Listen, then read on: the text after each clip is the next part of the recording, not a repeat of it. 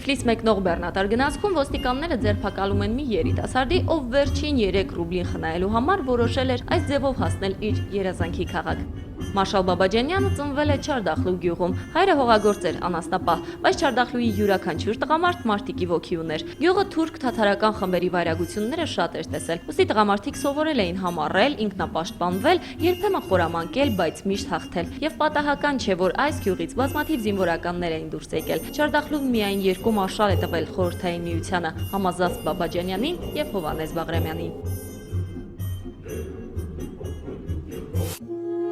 Բաբաջանյանի ընտանիքը տեղափոխվում է Թբիլիսի, որ երեխաները կրթություն ստանան։ Համազը պետք է ընտրեր զինվորականի կամ մանկավարժի ուղին։ 19 տարեկանում նա արդեն Համազ չէր, նա Կարմիր բանակի Անդրկովկասի ռազմահետևակային կորպուսի շարքային Բաբաջանյանն էր։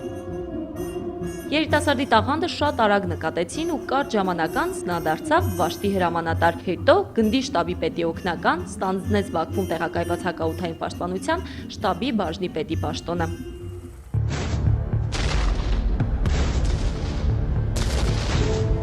1941 թվականը Խորհրդային Միություն բերեց պատերազմի բուռն տեսարաններ։ Դա շատերի կյանքի վերջն ու շատերի հերոսացման սկիզբն էր։ Համազած Բաբաջանյանն իր արագ կողմնորոշման շնորհիվ արդեն հասցրել էր գրավել հրամանատարների համակրանքը։ Սեպտեմբերին Կարմիր բանակի շտաբը ծրագրեց իր առաջին խոշոր հարձակողական գործողությունը։ Ելնիա քաղաքի ազատագրման համար հավաքագրվեց հզոր զորախումբ, որին ժամանակավորապես կցվեց Բաբաջանյանի դիվիզիան 127-րդ հրաձգայինը։ Զորքը հրաման ստացավ մահվան բարձուն կոչվող դիրքերից դուրս շպրտել գերմանացիներին եւ այդտեղից կրակի տակ առնել հակառակորդին։ Բաբաջանյանը կատարեց հրամանը եւ դա նրա կյանքի առաջին լուրջ հաղթանակն էր։ Նրա դիվիզիան առաջինն էր, որ ստացավ գվարդիականի կոչում։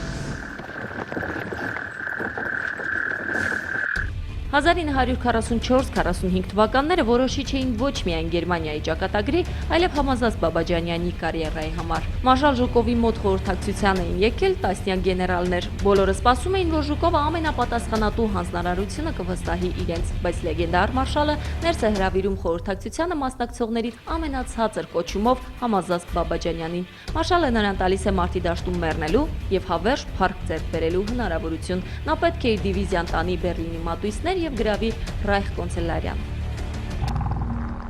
Ապագա մարշալը հրամանի հետ համաձայն էր, իսկ Ժուկովի ռազմավարության հետ ոչ այնքան։ Պետք էր հետազոտել տարածքը եւ նոր մտնել, իսկ գերագույնը Ստալինը շտապեցնում էր։ Մարտի արդյունքն ուսումնասիրվեց տարիներ անց, երբ պատմաբաններն ապացուցեցին, որ եթե գեներալ Ժուկովը համաձայներ, ապա Բաբաջանյանի մշակած պլանով հնարավոր կլիներ խուսափել 50,000 զոհից։ Հրամաներ պետք էր կատարել։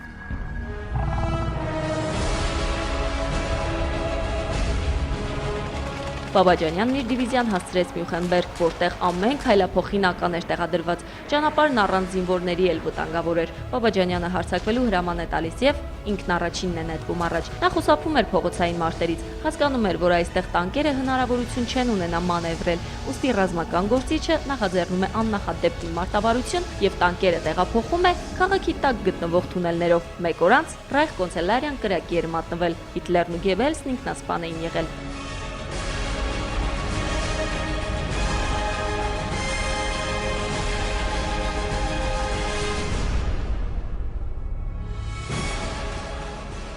Արդյունքը բոլորիս է հայտնի, միայն թե ոչ ոք չէր սպասի, որ 39 տարեկանում կովկասցի հողագործի որդին կարող է դառնալ գեներալ Համազած Բաբաջանյան։ 1967 թվականին նա ստացավ մարշալի կոչում։ Երկրորդ համաշխարհային պատերազմը մեկ կամ երկու զինվորի ու զինվորականի աշխատանքի արդյունք չէ։ Համազած Բաբաջանյանի մարտավարությունը համարվում է ռազմական գործի համաշխարհային պատմության դասագրքերի լավագույն էջերից մեկը։